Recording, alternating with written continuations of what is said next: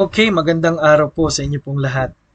At ang ating pong topic is defeating negativism. Alam niyo po, there are so many negative things in this world today, no? Balita, pangyayari, pamilya. At alam niyo, pagka naalaya po tayo sa negative things na to, para tayong halamang na halaman na lalagyan ng mas magandang pataba at sustansya, no?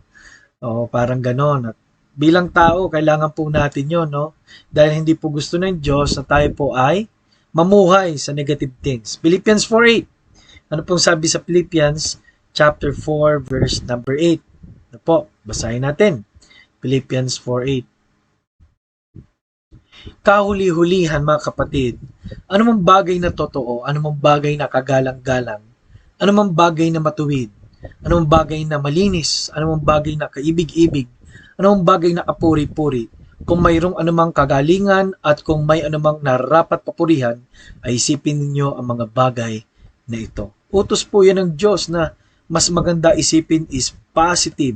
Positive. Bakit po? Nandiyan naman talaga yan eh. Hindi na natin mababago yung negative. Pero ang kailangan natin gawin isipin ay paano kung magiging positive. Hindi lang dahil kailangan maging positive, kundi maisip natin kung ano po yung totoo. O mahalaga yon, no? Kung anong kaibig-ibig, kung ano pang plano ng Diyos, kung anong kalooban pa ng Diyos para itong negative na to ay masurpass po natin. Ano po? Yan po. O mapagtagumpayan po natin. Bigyan po ay na idea.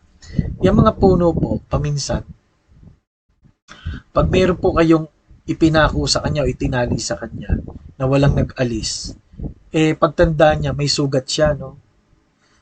Pero alam mo yung ginagawa ng puno, kinakain niya yon para patuloy siyang lumaki. Kung hindi po, mananatili siyang sugatan at saka mananatili siyang mahihirapan. Yun po ang ibig sabihin po natin. There are things that we need to be positive. Number one is by our decision. Deuteronomy 13:19, choose life, that both thou and thy seed may live. No, piliin mo yung iisipin mo. Piliin mo rin na makalipat ka mula sa negative to the positive side of things kasi all things work together for good to them that love God. And daily have a positive decision. Don't decide on the fact na ikaw ay may negative things at negative din ang gusto mong mangyari. Hindi po magpaamatay, hindi umalis, kundi kailangan kung ano po ang ikabubuti pa rin. By our devotion. Sabi po rito sa Psalms 119:11, mine heart that thy word have I keep in my heart that I may not sin against thee.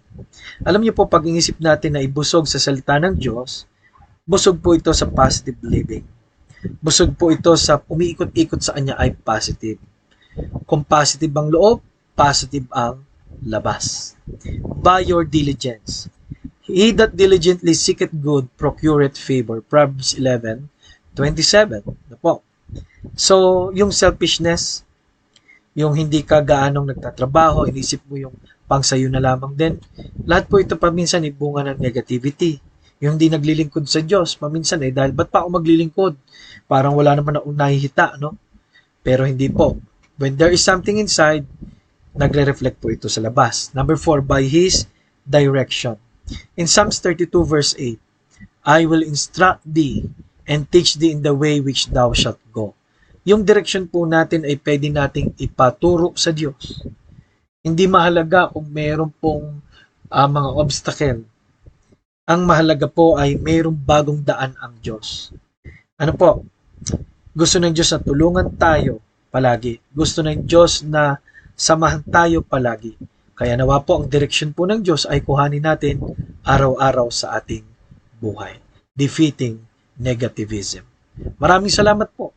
Nawa po mamuhay tayo positibo, mamuhay tayo na meron pang pag-asa at wag nating hayaan na handun na lamang tayo. Dahil ang Diyos po ay nag-utos whatsoever, sabi ng Philippians 4:8, kung ano man pong isipin natin, nawa ito yung lovely, good report, think on these things.